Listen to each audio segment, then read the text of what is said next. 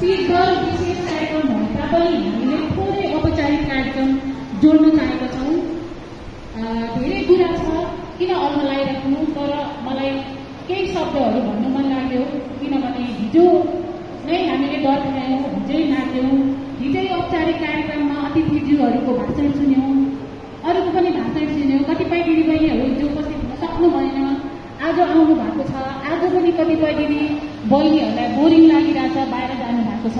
तर म यो आज तीज विशेष कार्यक्रममा मैले सायद हिजो पनि स्वागत भाषण गर्दाखेरि एक दुई लाइन त्यहाँ राखेको थिएँ, सायद सम्पूर्णले चाहिँ सुन्नु भएको थिएन होला।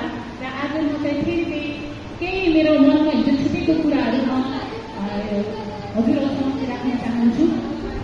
हिजोको दिनमा हामीले सहकार्य गर्दाखेरि, हामीले यो मेगा सिटी मूल समूह स्थापना गर्दाखेरि हाम्रो संस्थापक अध्यक्ष जुन गोमा पाण्डेज्यू हुनुहुन्छ, हाम्रो जागृतिको सल्लाहकार हुनुहुन्छ, उहाँबाट नै यो चेन बाँड्ने काम भएको। चेन जुन हाम्रो मेगा सिटीको चेन छ, चेन भनेपछि हाम्रो मेगा सिटी जुन समूह छ, टुक्रा टुक्रा छ भन्ने कुरा जुन तपाईँहरूले सुन्नु भएको छ, यो एकदमै गलत छ। हामी समूह छुट्टै पनि हामी सम्पूर्ण महिला दिदीबहिनीहरू एकजुट हुनुपर्छ।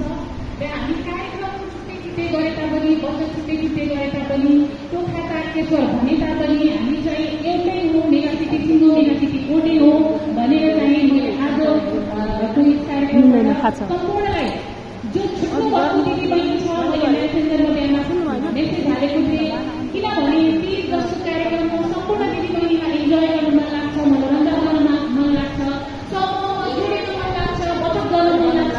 तर उहाँहरू कतिपय जुन नयाँ आउनु भएको छ, उहाँले अवसर पनि पाउनु भएको छैन, उहाँहरू चाहिँ जोडिन खोजिराख्नु भएको छ। त्यसको दिदीबहिनीहरूलाई म आज यस मञ्चबाट आह्वान गर्न चाहन्छु।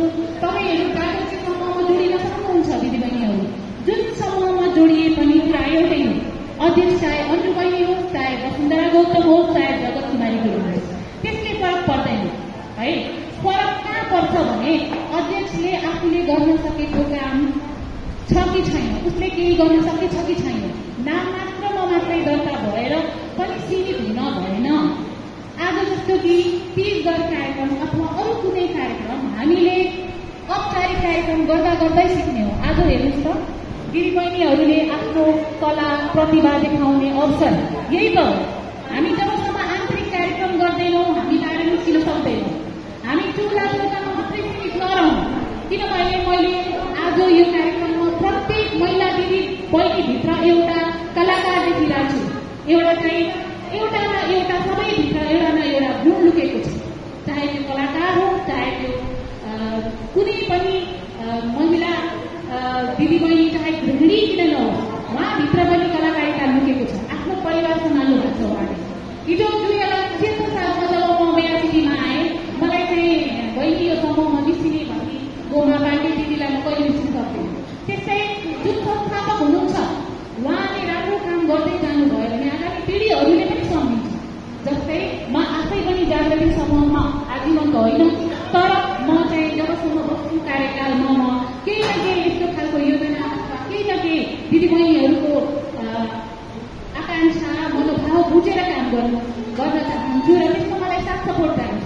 मेरो कार्य समितिमा पनि आज तपाईँहरूलाई चिनाउनको लागि पनि उहाँहरूलाई अगाडि मैले मञ्चमा ल्याएको छु र प्रमुख अतिथिको रूपमा दिदी बहिनीहरूलाई मैले यहाँ निम्ताउँदाखेरि मेगा सिटी सिङ्गो मेगा सिटी एउटै हो, हामी कुनै पनि काम गर्दाखेरि मिलेर गर्छौँ। आफ्नो बचत छुट्टै ठाउँमा छ, आफ्नो समूह छुट्टै ठाउँमा छ।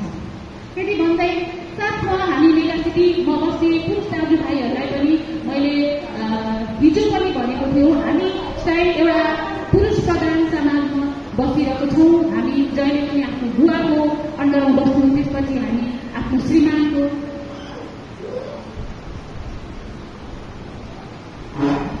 अन्डरमा बस्छौँ, भोलि हामी आफ्नो छोराको अन्डरमा बस्छौँ अथवा नातिको अन्डरमा बस्छौँ। पुरुष प्रधान समाजमा हामी कुनै न कुनै रूपमा हामी एउटा पुरुषको आडमा बस्न पर्छ। तर त्यसको अर्थ यो होइन कि हामी हिंसा अत्याचारमा दबेर बस्नु होइन।